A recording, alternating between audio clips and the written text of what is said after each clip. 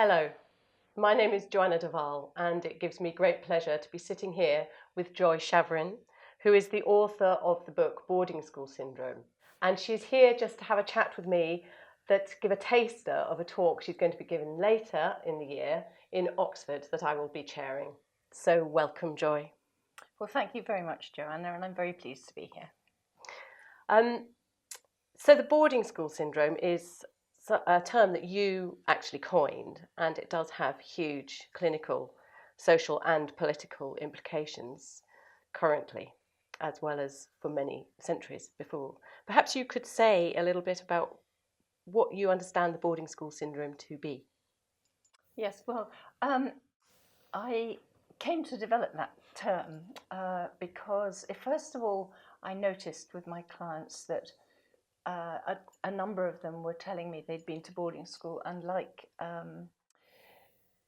they'd mention it in passing, like any other school. But those particular people, and they kind of just passed by it. And then I realised that those particular people actually, when they told me they'd been to boarding school, actually it was a very serious thing, and that a lot of them were really traumatised, but they were quite unaware of it.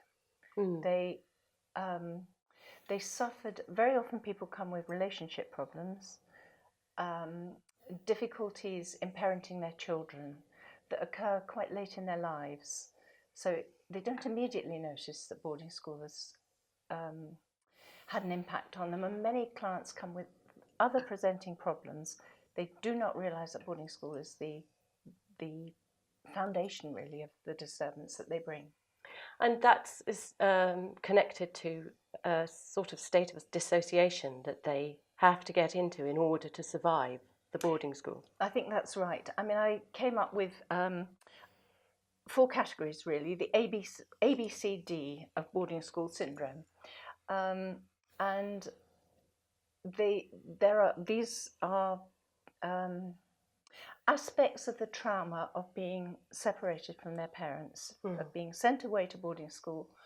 They're abandoned at an early age. They're exiled from home. So that's abandonment. That's the A. The B is bereavement, what we call homesickness normally. And pass over as, you're just a bit homesick, you'll get over it. It's actually a major bereavement. Children, when they're sent to boarding school, lose everything. They lose their family, their parents, their siblings, their pets, their home, the food they're used to eating, the environment they're used to being in, the bed they sleep in, and suddenly they're amongst strangers, completely alienated. And they have to just get on with it because there is nothing else to do. But actually what they're doing is going through a process of grief and of mourning. And this is repeated every time they go home and then go back to school. The trauma is repeated. So they don't ever really get a chance to properly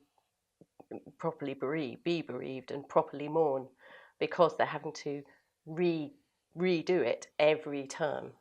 I think that's right. So it re-traumatizes them each time. So it's an ongoing trauma. And children who've been through that very often go back home. They've been to boarding school. One of the things I always, these days, ask people is, what do you remember of the first day you went to boarding school?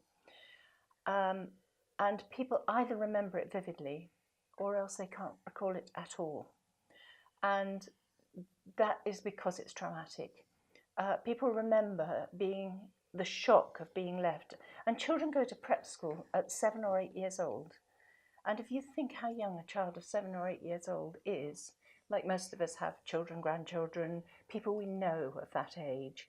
And if you look at them and you imagine what that's like, to go to boarding school, to leave your home and everything you know, and have no one who loves you to look after you, it's a major trauma. And you do make quite a big distinction between the prep schools and the schools that take on older adolescents, or, well, adolescents really. I make a distinction. I don't think it's better, it's just different.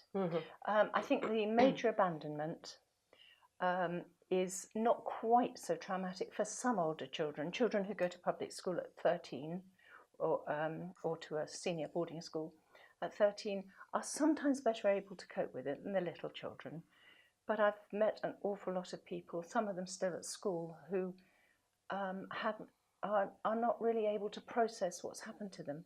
Because one of the things that parents do for their children, part of the thing that we do with love, is that we explain feelings to a child. So a young child who is anxious will say, I've got a tummy ache. Mm-hmm. And the parent will say, well, perhaps actually this is because you're feeling anxious and you don't want to go to school today because you've got a tummy ache because something's happening at school. What's happening?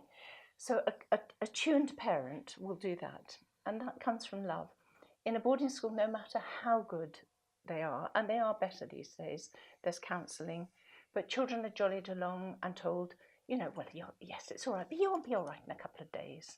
Mm-hmm. And they aren't all right in a couple of days because something has changed in their lives fundamentally, whether they're 13 or whether they're 7 or 8 or younger. I've got patients who went younger than that. It's very young, isn't it?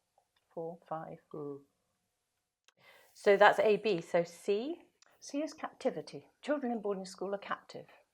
They're not allowed to leave. It's like a prison in the sense that they have to wear a uniform. They're not allowed to leave without the permission of the adults. They are let out on parole sometimes. They call that exeats at half term or when they go home at the end of term.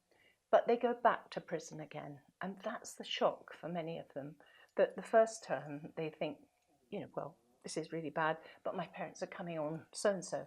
The parents come, but they take them back again. And many young children can't really get their heads around that. Well, that does lead on to questions that I think many people will have in their heads, which is how, especially if the parents themselves have gone to boarding school, and it does often seem to be the case, how is it that a parent who might well have had a really traumatic experience themselves will then pass that on and send their own children to a boarding school?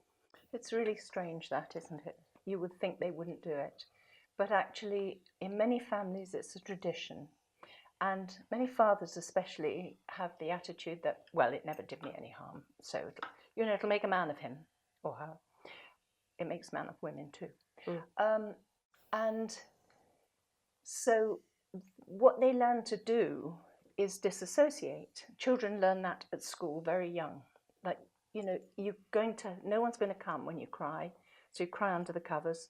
And maybe nowadays they have counsellors in schools, they're kinder, but they're still not the right people that come.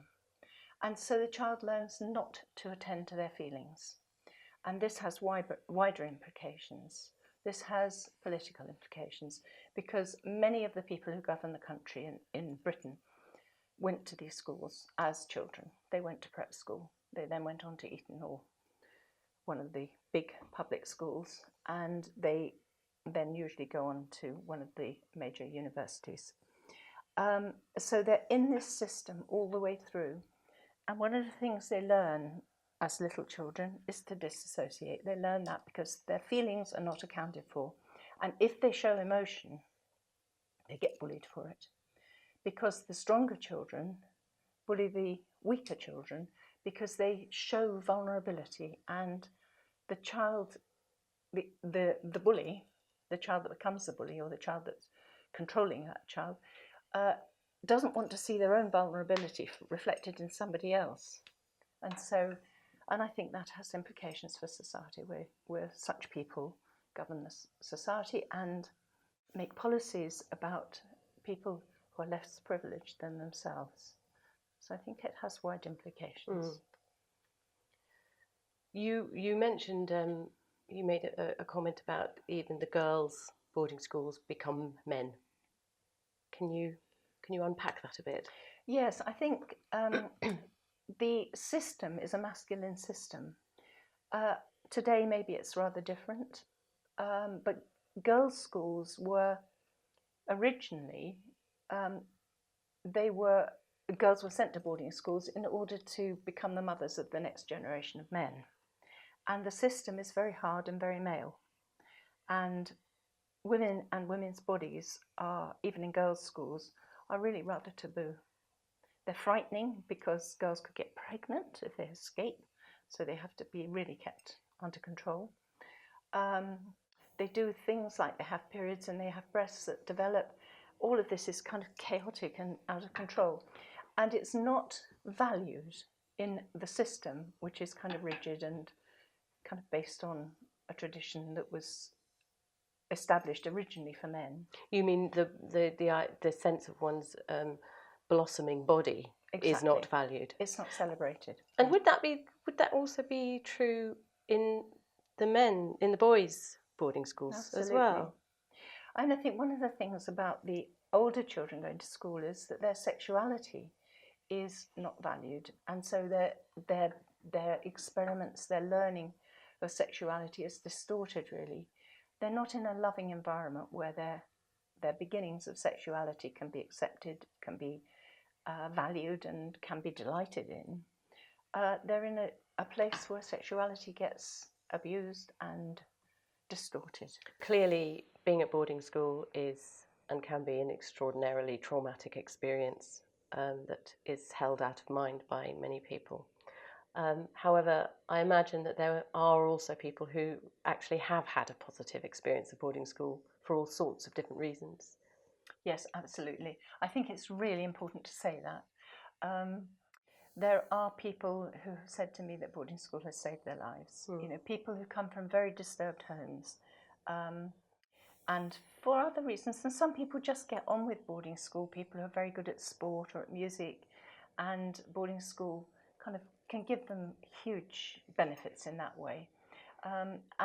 But for some people, boarding school is better than home, and I think that's the few people that it really makes a difference to. And that's an important part of it. And so there's more of a kind of they actually can find a sort of form of structural containment within, as opposed to a prison. Yes, well, yes. I mean, it is prison as well, but the rules sometimes. And one of my patients said, that he felt that at least at boarding school you knew where the punishments were coming from. That it was predictable, that there were boundaries. And they're very extreme boundaries, but for some children that's very helpful. Well, it's been a real pleasure speaking with you, Joy. Thank you so much. And I do hope everybody will come and hear more of Joy in October in Oxford. And until then, I'll say goodbye. And thank you very much, Joy. And thank you, Joanna.